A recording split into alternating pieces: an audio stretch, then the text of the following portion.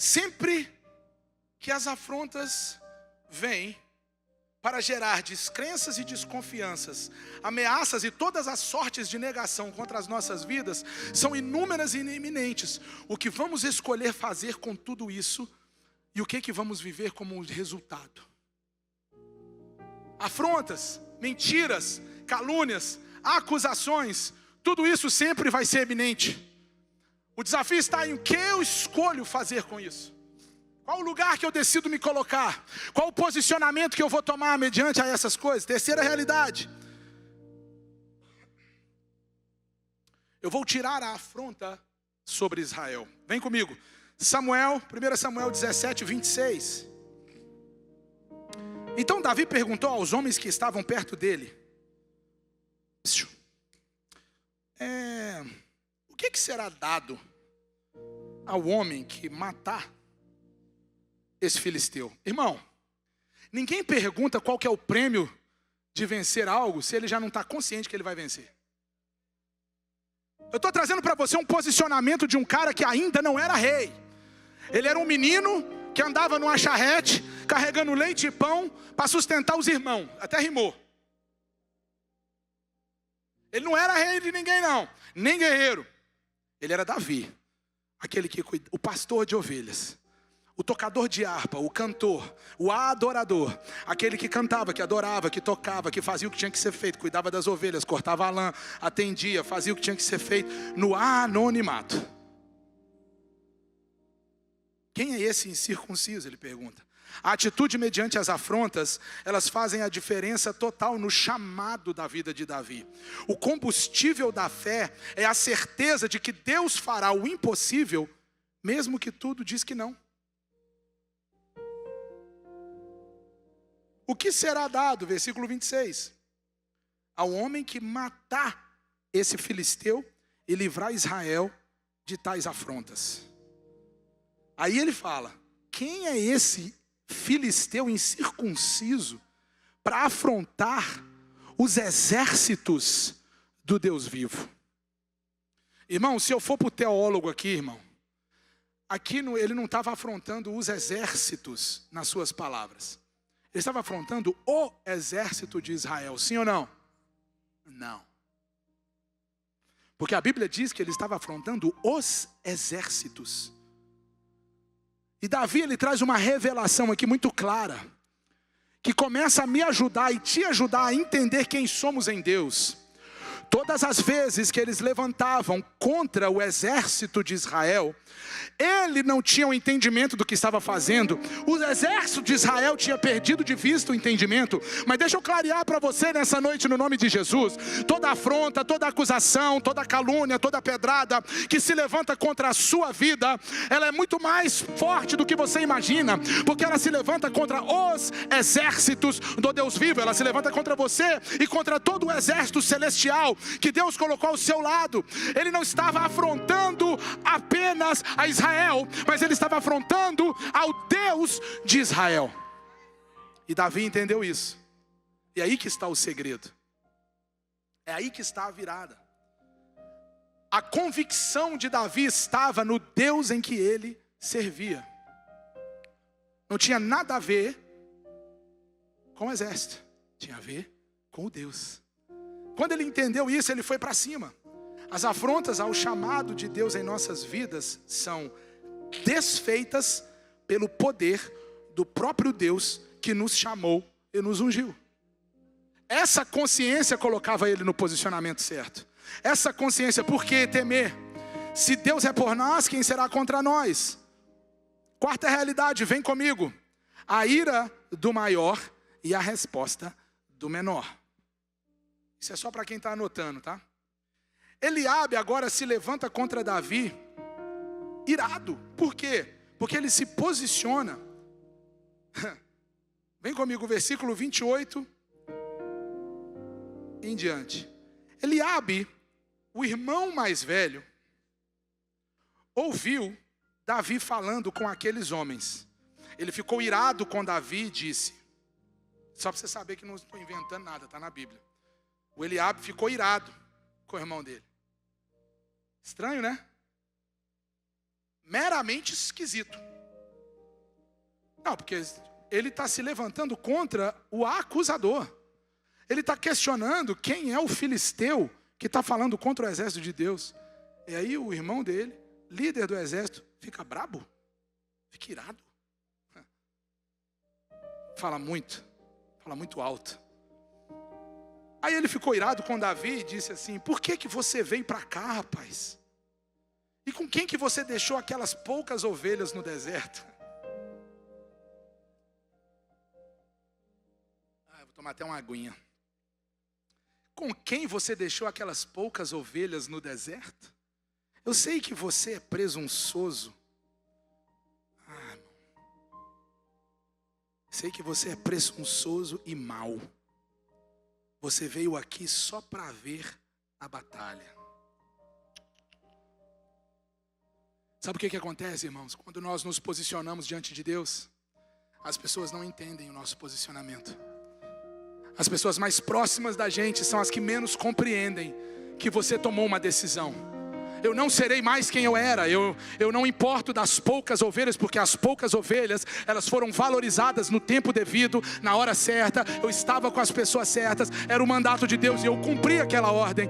Eu me posiciono não por causa de um status, mas eu me posiciono por causa de Deus. Para você pode parecer pouco, para você pode parecer, porque o que te ofende é que o meu posicionamento difere do teu. Enquanto você tem medo, eu decido não temer ao inimigo. Enquanto você chora por trás de uma pedra, eu decido me levantar e ir contra os meus inimigos. Enquanto você se paralisa por causa da batalha, eu decido passar por cima dela, porque eu sou mais do que vencedor por aquele que me chamou.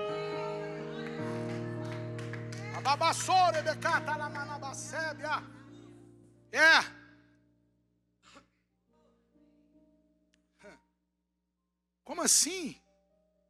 Está irritadinho, Eliabe? Como assim, irmão? E aí o povo, versículo 27, lhe repetiu as mesmas palavras dizendo: é isso que será dado ao homem que o matar. Aí Eliabe, o irmão mais velho, ouviu Davi falando com aqueles homens. Aí ele ficou irado com Davi, falou tudo que tinha que falar, versículo 29. Daí Davi respondeu: o que foi que eu fiz agora? Eu queria trocar essa frase, irmão. Precisava trocar, porque eu acho que isso aqui não está traduzido certo. O que eu fiz agora? Apenas fiz uma pergunta. A ira do maior e a resposta do menor. O mais velho pergunta: você é mau, presunçoso, você veio aqui só para assistir a batalha. E ele responde: o que eu fiz agora, amigo? Eu apenas fiz uma pergunta. E o mais lindo está no versículo 30, que é aqui que vai revelar quem é realmente Davi. Porque Davi não é eu. Fosse eu pegar no pescoço dele, Davi não é eu. Davi simplesmente, versículo 30, então Davi se desviou dele. Fala pelo amor de Deus a pessoa do teu lado. Se desvia dele. Se desvia do ataque. Se desvia da acusação. Se desvia das dúvidas. Se desvia dos questionamentos de quem você é. Se desvia das pessoas que duvidam do teu chamado. Se desvia das pessoas que duvidam de quem te chamou foi Deus. Se desvia das pessoas que não acreditam naquilo que você carrega. Se desvia das pessoas que não querem o teu bem. Se desvia das pessoas que quando você está bem, está junto contigo, mas quando tu está mal, elas desaparecem. Se desvie daqueles que não acreditam no teu Deus. Davi, ele não perdeu tempo, irmão. Então Davi se desviou dele na direção de outro e fez a mesma pergunta. E o povo lhe deu a mesma resposta diante. Alguns homens que tinham ouvido as palavras de Davi foram anunciá-las a Saul, que mandou chamar Davi. O que eles disseram antes? Todos conhecem a história. Todos falaram: se matar o Golias, vai se casar com a filha do Saul, vai ganhar um bagulho assim, vai ganhar outro, não vai ter que pagar imposto nunca mais. Nós vamos ver o resultado dessa guerra lá na frente, quando Jesus foi questionado no templo sobre pagar impostos no templo. Ele decide pagar os impostos, porque o DNA da realeza estava nele. Ele paga, mas ele não tinha que pagar. Toda a casa de Davi foi isenta de impostos do templo a partir desse cenário. É mais fácil o teu irmão te magoar do que o teu inimigo. A probabilidade de você ser ferido por uma pessoa que está perto de você, ela aumenta absurdamente, porque o inimigo você já espera ele te atacar. O incircunciso lá de Gate, o Golias, o gigante, a gente já está esperando, pastorzão, o ataque. A gente já está esperando a pedrada, a gente já está esperando, mas do amigo a gente não espera.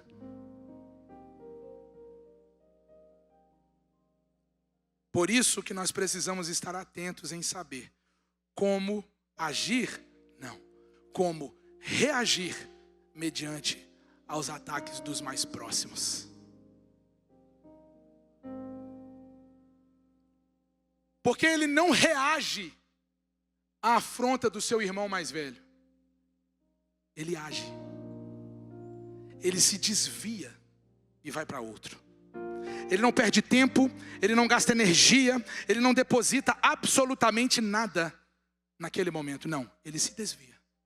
E ele vai para onde ele precisa ir. Por quê? Porque o chamado é mais importante do que as afrontas. O chamado é mais importante do que as afrontas. Por isso precisamos estar atentos. Davi sabiamente se desvia da afronta do seu irmão e sem titubear, segue em direção ao propósito do seu chamado. Quinta realidade, não desfaleça o coração de ninguém. Versículo 32. Davi disse a Saul que ninguém desanime por causa desse incircunciso de Satanás.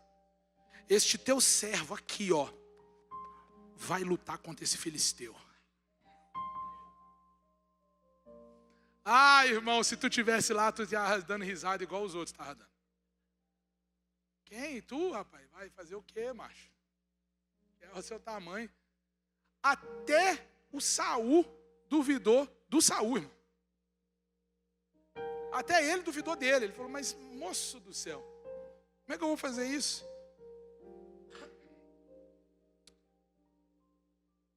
Não desfaleça o coração de ninguém. Veja só, Davi, ele inicia a derrota dos filisteus no momento em que ele se levanta contra Golias, na presença de Saul.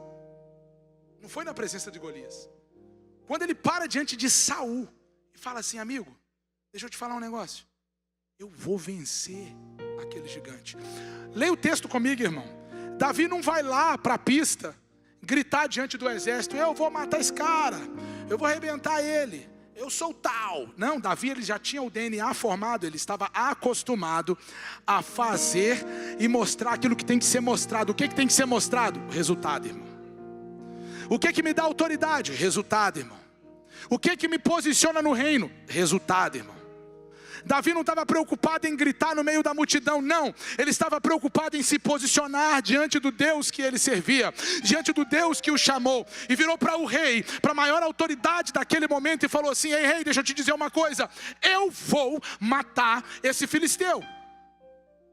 E Saul começa agora a ter uma metanoia. Eu começo a pregar. Da mesma forma que Golias afrontou e assolou um exército, através de palavras de afronta, as palavras de motivação de Davi mudaram as circunstâncias de toda uma nação. Ele vira para o rei da nação e fala assim, nós vamos matar ele, eu vou arrebentar com esse cara. E Saul olha para aquele menino e fala assim, será que você é capaz? Ele fala, eu vou matar esse cara. Mas será? Mas ele está falando que nós não somos capazes. Eu vou matar esse cara. Mas ele está falando que nós não temos ninguém no nosso meio que seja capaz de detonar com ele. Eu vou matar esse cara, irmão. Eu vou arrebentar. Ei, deixa eu traduzir para você em português, irmão. Eu não sei se você está no meio de um mundaréu de gente que está falando que vai dar errado. Nós precisamos nessa noite de pouca gente. É pouca gente que vai se levantar e vai falar assim, já deu bom. Vou matar o gigante. Não é multidão não, é pouca gente que se levanta, porque é o pouco que se levanta com Deus que faz grandes coisas.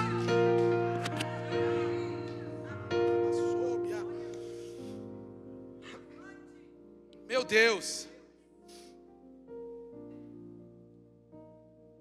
Versículo 36. Eu já começo a terminar. Já passei 5 minutos. Este seu servo matou tanto o leão quanto o urso. Esse filisteu incircunciso será exatamente como um deles. Porque ele não afrontou a você, rei. Ele não afrontou a mim, rei. Ele não está afrontando a galera. Ele não afrontou Eliabe, ele não afrontou Jessé. Ele não afrontou ninguém da minha família. Não, não. Ele está afrontando o exército do Deus que é vivo. Não é de um Deus que é morto, é de um Deus que está vivo.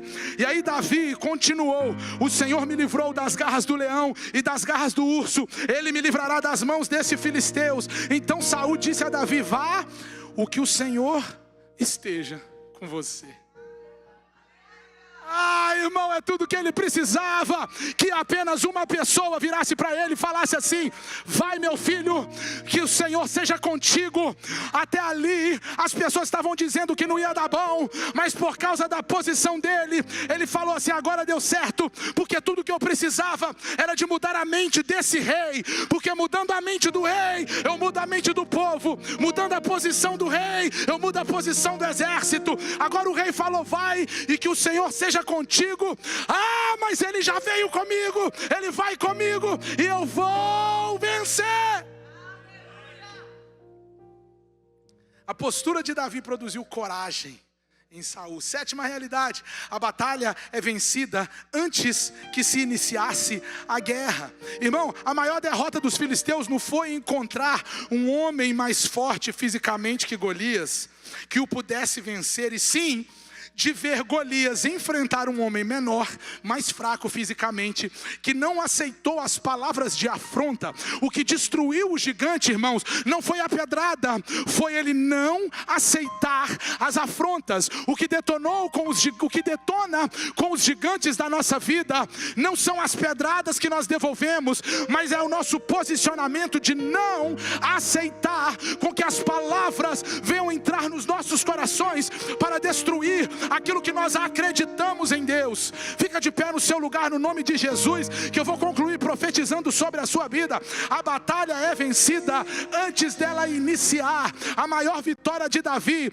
não foi derrotar Golias com as armas físicas, mas foi derrotar uma mentalidade corrompida do povo de Israel. A maior vitória de Davi não foi derrubar um gigante, mas de fato foi destruir uma mentalidade que permeava no meio de um povo que foi chamado e escolhido pelo Deus dos exércitos, todo-poderoso. Ei, Lagoinha Jacksonville, eu vou profetizar sobre a sua vida nessa noite, no nome poderoso de Jesus, que o teu posicionamento em Deus começa a fazer história nesse lugar, começa a mudar circunstâncias nessa cidade, começa a mudar circunstâncias nesse estado. Sim, o teu posicionamento diante das circunstâncias que você está vivendo vão determinar a derrota dos gigantes.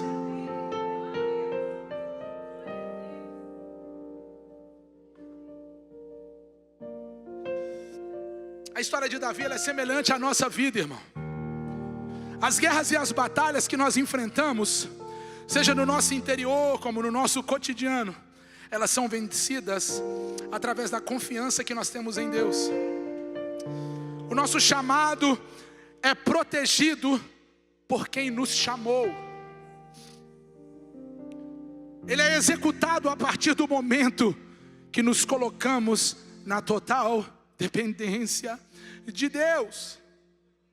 A armadura de Saul não os livraria, a força de Saul não mataria, o exército não o livraria, porque a mentalidade estava corrompida. Não, mas nessa noite existe uma mudança de mentalidade, existe uma mudança de características, existe uma mudança em um povo que se levanta sabendo: eu vou para cima do gigante, porque o gigante é muito menor do que o Deus dos exércitos.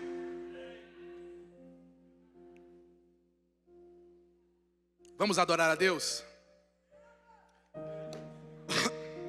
Em nome de Jesus, nessa noite, eu profetizo sobre a vida de cada um, de que você, posicionado em Deus, não vai vencer. Obrigado, irmão. Os gigantes. Você já venceu os gigantes. Você não vai destruir os inimigos. você já destruiu os inimigos. Você não vai passar por cima, não, eles já foram destruídos. A Bíblia diz que o inimigo se levanta para cair, as afrontas vêm para nos parar, mas Deus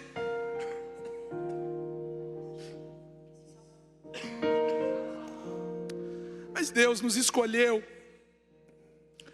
para guerrear, para batalhar, uma guerra e uma batalha que ela não é vencida por pedradas, por gritos ou por afrontas, não. Ela é vencida a partir de um posicionamento em que muitas vezes nós precisamos nos ajoelhar, erguer as nossas mãos e clamar e dizer: Senhor, é por ti que eu vou.